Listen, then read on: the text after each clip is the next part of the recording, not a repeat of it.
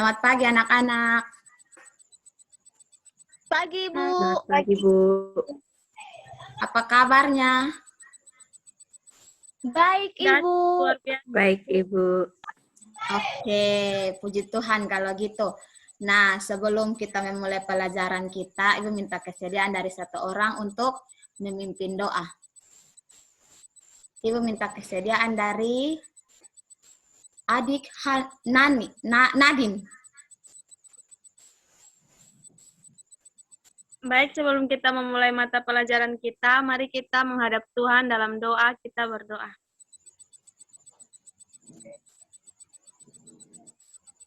Berdoa selesai.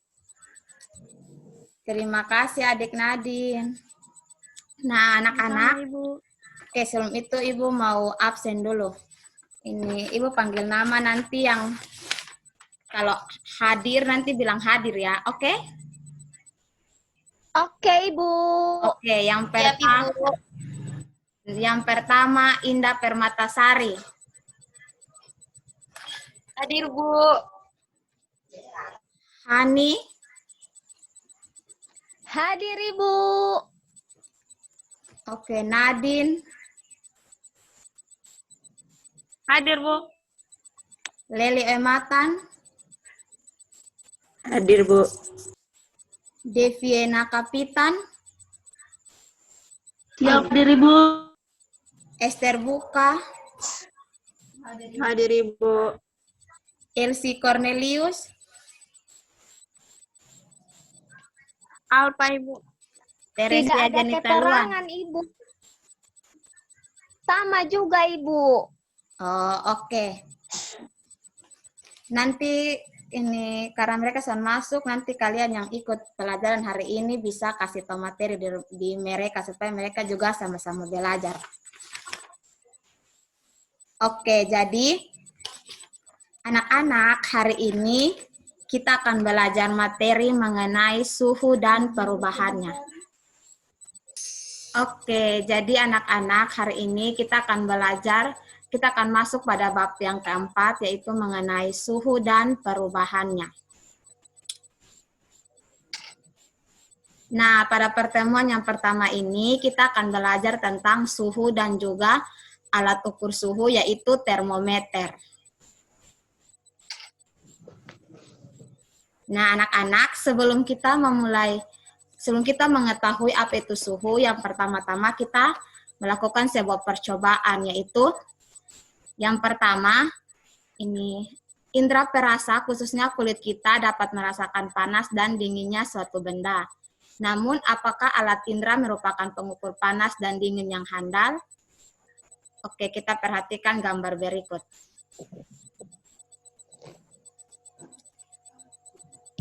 Nah, di sini ada 3 buah wadah yang berisi air hangat, air biasa, dan juga air es. Nah, pertama ketika kita melakukan percobaan ini, kita memasukkan tangan kanan kita ke dalam air hangat dan juga tangan kiri kita ke dalam air es. Kita diamkan beberapa menit. Selanjutnya, kita angkat kedua tangan tersebut, lalu dimasukkan secara bersamaan ke dalam air biasa.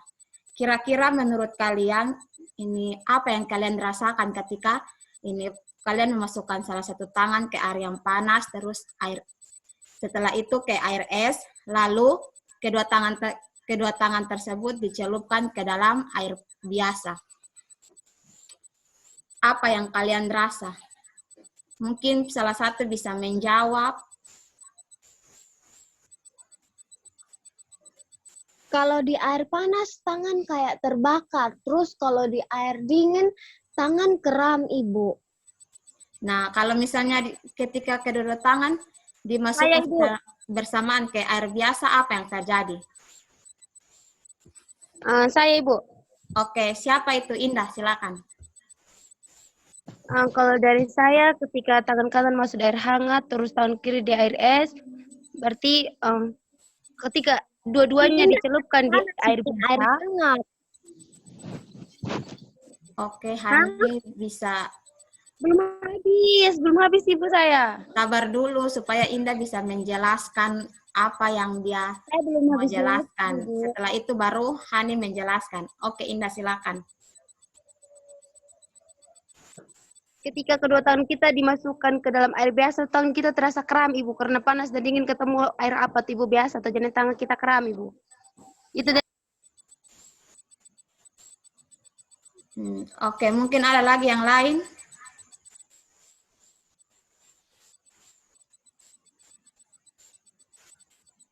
Pas Ibu.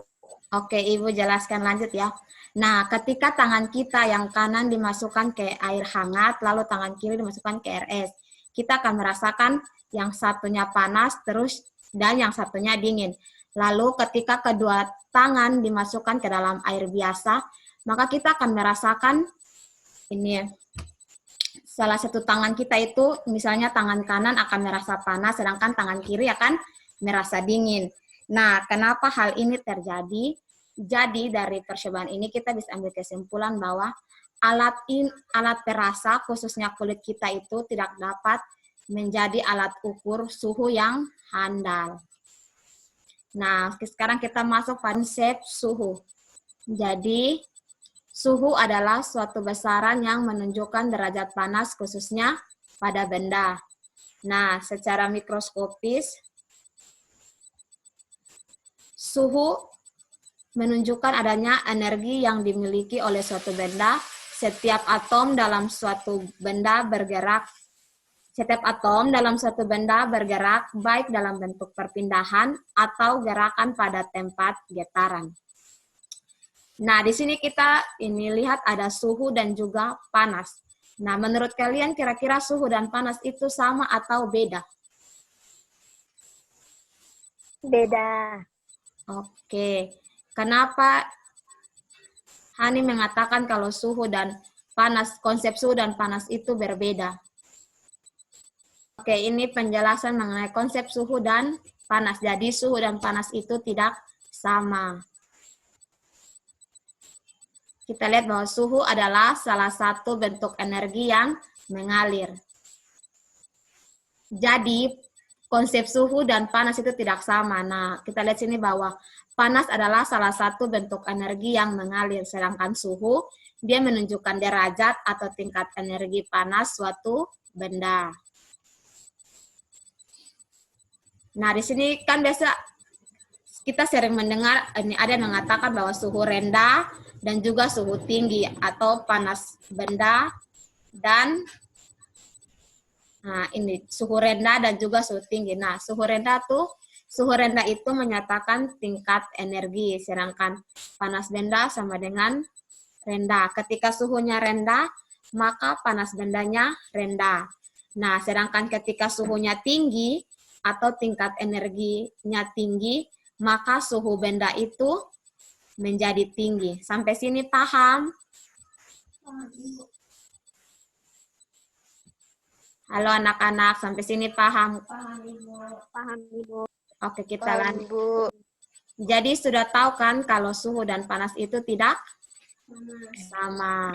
Nah, tadi kan kita sudah melakukan suatu percobaan tentang alat indera perasa yaitu tangan. Nah, kita tahu bahwa tangan bukan alat pengukur suhu yang handal. Kira-kira menurut kalian alat pengukur suhu yang handal itu seperti apa? Termometer, Ibu. Oke, jadi betul. Jadi betul termometer adalah alat pengukur suhu yang handal.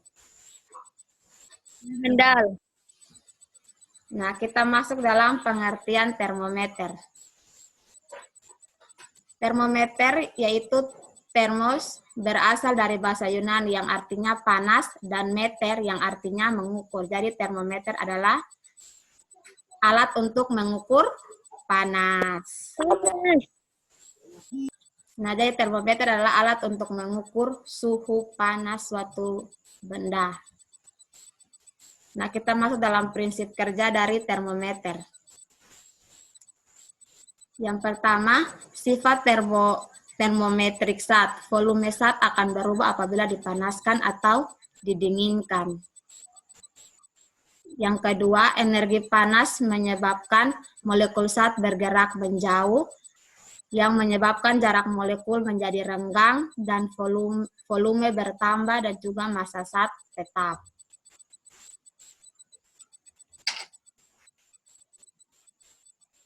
Kita masuk dalam bagian-bagian termometer.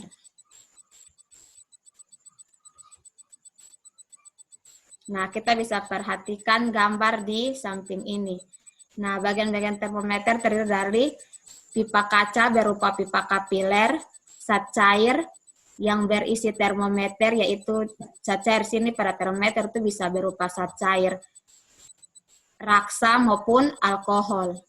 Yang ketiga yaitu reservoir atau labu, dan yang keempat adalah skala. Nah, kita perhatikan gambar ini. Yang pipa kaca yaitu pipa kaca itu berupa pipa kapiler. Nah, ini yang ditunjukkan di gambar ini. Gambar paling atas itu terdapat pada rongga ini. Dia seperti sebuah rongga kecil yang ada di tengah sini. Kelihatan kok? Kelihatan. Bisa lihat, Ibu. Nah, yang kedua yaitu skala suhu. Nah, ini kita bisa lihat skala suhu. Jadi skala suhu itu dia menunjukkan rentang ukuran yang menunjukkan berapa suhu benda tersebut ketika diukur.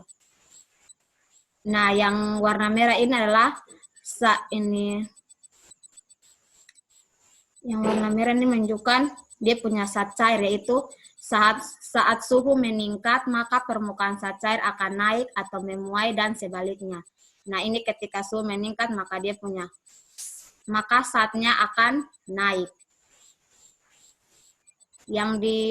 Sedangkan yang di bawah sini yaitu reservoir atau labu yang berisi tabung zat cair. Nah, kita masuk dalam jenis zat cair yang biasa digunakan pada ini termometer. Yang pertama yaitu air raksa.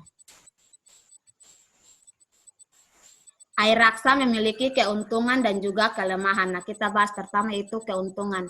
Yang pertama pada air raksa yaitu tidak membasahi dinding pipa kapiler, mudah dilihat karena bersifat mengkilat. Yang kedua, cepat merespon panas dari suatu benda yang sedang diukur. Yang ketiga, jangkauan suhu cukup lebar, titik beku yaitu minus 40 derajat Celcius dan titik didih yaitu 36 derajat Celcius. Yang keempat, volume air raksa berubah secara teratur. Kita masuk dalam kelemahan atau kerugian dari air raksa. Yang pertama, air raksa harganya mahal. Yang kedua, air raksa tidak dapat digunakan untuk mengukur suhu sangat rendah. Yang ketiga, air raksa termasuk zat beracun sehingga berbahaya jika tabungnya pecah. Nah, yang zat cair yang kedua yaitu alkohol. Nah, alkohol ini juga memiliki keuntungan dan juga kerugian, sama seperti air raksa. Nah, yang pertama yaitu kita akan membahas tentang keuntungan dari penggunaan alkohol. Yang pertama, harganya murah. Yang kedua, lebih teliti. Untuk kenaikan suhu yang kecil, alkohol mengalami perubahan volume yang besar. Yang ketiga, dapat mengukur suhu yang sangat rendah, sebab titik beku alkohol adalah minus 130 derajat Celcius. Yang berikut yaitu kelemahan dari alkohol, atau kerugian ketika kita menggunakan alkohol. Yang pertama, alkohol bisa membasahi dinding kaca. Yang kedua, titik didihnya rendah yaitu 78 derajat Celcius. Yang ketiga, alkohol tidak berwarna, sehingga dia perlu pewarna agar dapat dilihat. Itulah jenis zat cair pengisi termometer yang biasa kita gunakan. Jadi ketika kita menggunakan air raksa maupun alkohol, dua-duanya memiliki keuntungan, tetapi juga memiliki kerugian.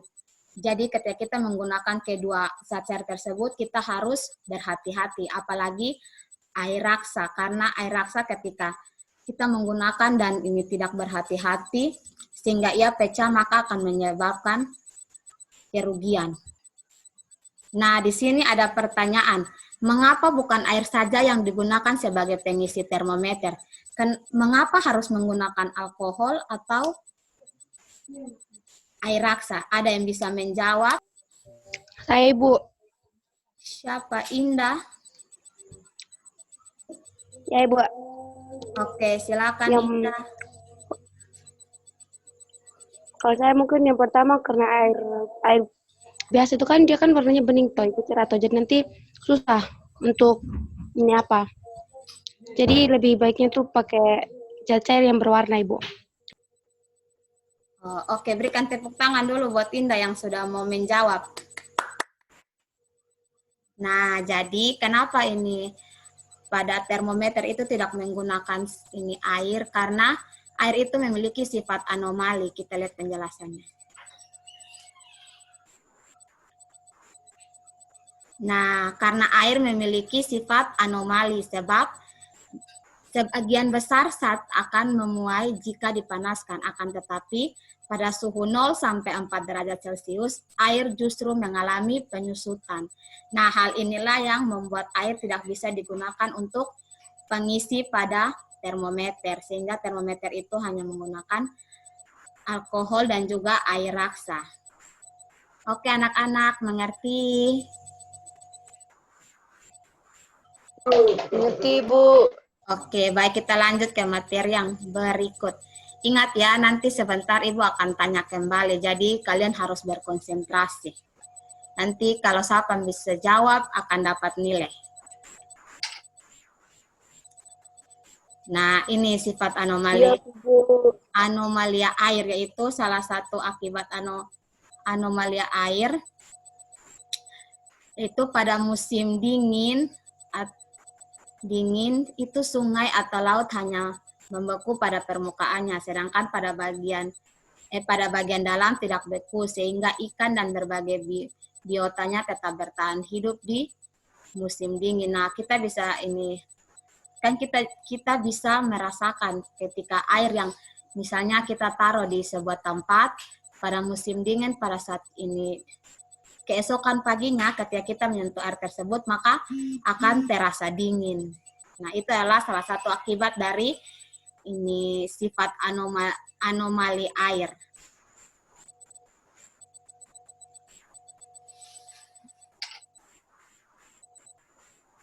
Nah, sekarang kita masuk pada jenis-jenis termometer.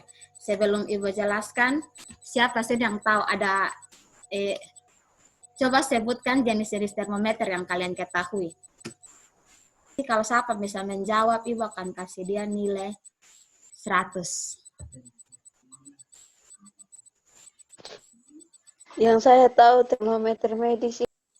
Oke, Deviana Kapitan, termometer medis. Tepuk tangan dulu buat Deviana Kapitan. Nah, dia sudah berani menjawab. Oke, ada lagi yang lain? Termometer digital. Oke, tepuk tangan juga buat Indah. Oke, jadi ada 21. Nah, sekarang kita masuk pada penjelasannya. Supaya teman-teman yang lain yang belum bisa menjawab bisa memperhatikan. Nah, yang pertama adalah termometer zat cair. Nah, termometer zat cair ini terbagi atas beberapa jenis. Yang pertama itu termometer laboratorium. Nah, ini merupakan gambar dari termometer laboratorium, yaitu bentuknya panjang dengan skala dari minus 10 derajat Celcius sampai 110 derajat Celcius. Nah, pada termometer laboratorium ini menggunakan air raksa atau alkohol. Yang kedua yaitu termometer suhu badan. Termometer ini digunakan untuk mengukur suhu badan manusia. Skala yang ditulis antara 35 derajat Celcius dan 42 derajat Celcius. Pipa di bagian bawah dekat labu dibuat sempit sehingga pengukuran lebih teliti akibat raksa tidak segera turun ke labu atau reservoir. Nah, ini adalah gambar dari termometer suhu badan. Nah, ini pada bagian bawahnya dibuat. Nah, ini pada bagian ini reservoir, dekat reservoir di sini dia dibuat sempit. Kenapa dibuat sempit? Supaya ketika pengukuran itu menjadi lebih teliti karena air raksa tidak ini langsung turun ke ini labu. Kita masuk ke termometer yang ketiga, itu termometer Six-Bellamy, yaitu atau sering juga disebut termometer maksimum dan minimum. Termometer jenis ini bisa mencatat suhu tertinggi dan suhu terendah pada jangka waktu tertentu. Termometer ini memiliki dua cairan, yaitu alkohol dan raksa pada satu termometer. Yang keempat itu termometer ruangan, yaitu termometer ruangan ini terpasang pada dinding rumah atau kantor. Termometer ruang dapat mengukur suhu dalam keadaan suatu saat. Nah, skala pada termometer ini yaitu berkisar dari minus 50 derajat Celcius sampai dengan 50 derajat Celcius. Yang kedua yaitu termometer bimetal. Kan yang pertama yaitu termometer zat cair.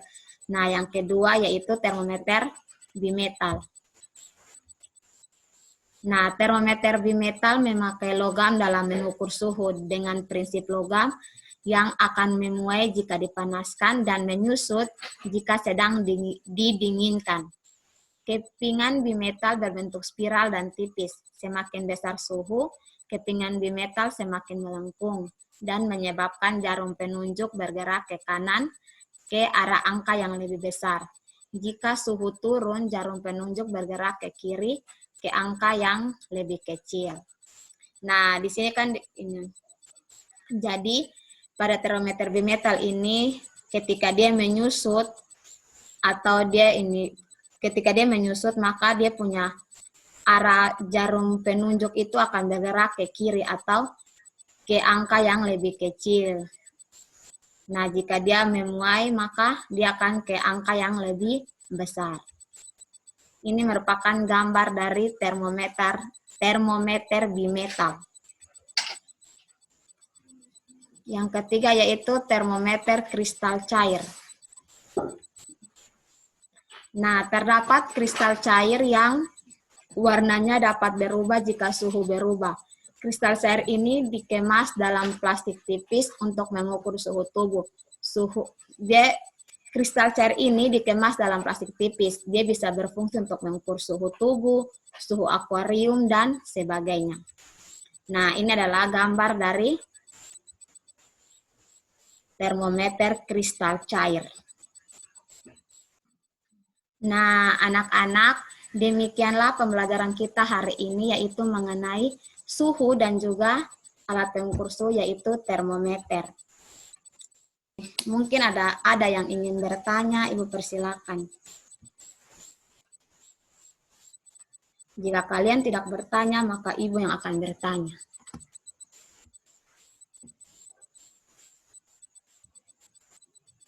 Halo anak-anakku sekalian. Ya, Ibu, pas, Ibu. Pas, Ibu, pas. Oke, kalau pas, sekarang Ibu yang akan bertanya. Siapa yang masih ingat ini pengertian dari suhu?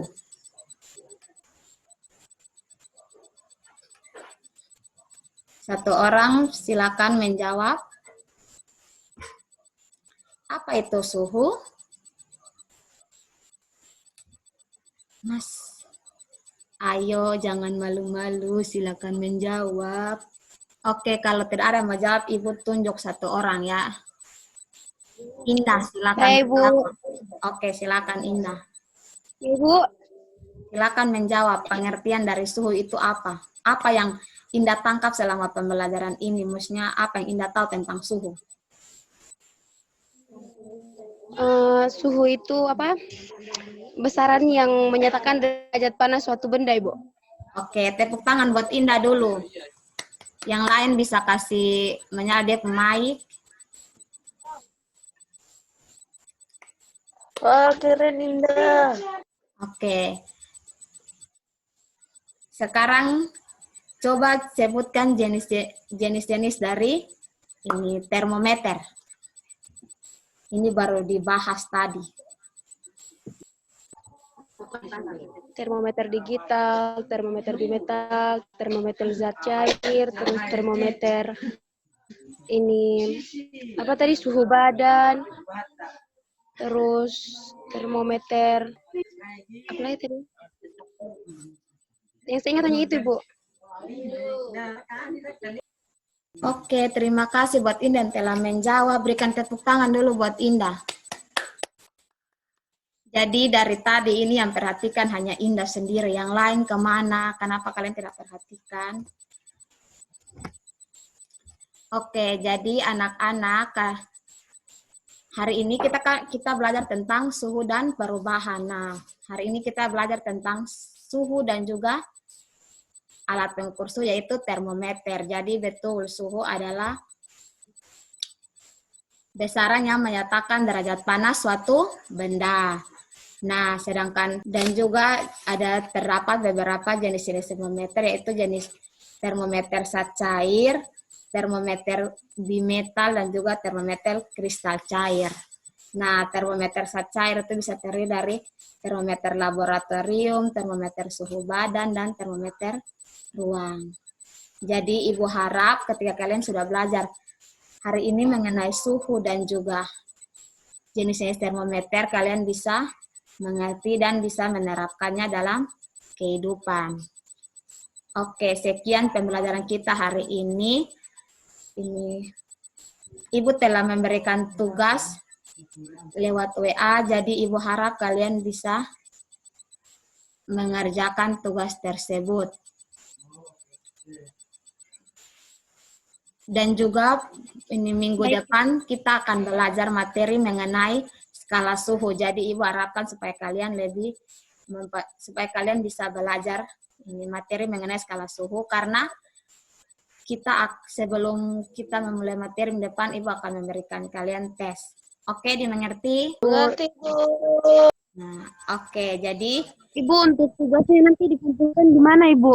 nanti dikumpulkan lewat grup WA saja. Baik, Ibu. Terima kasih. Ya, sama-sama. Nah, untuk menutup pembelajaran kita hari ini, Ibu minta kesediaan dari Deviana Kapitan buat memimpin kita dalam doa.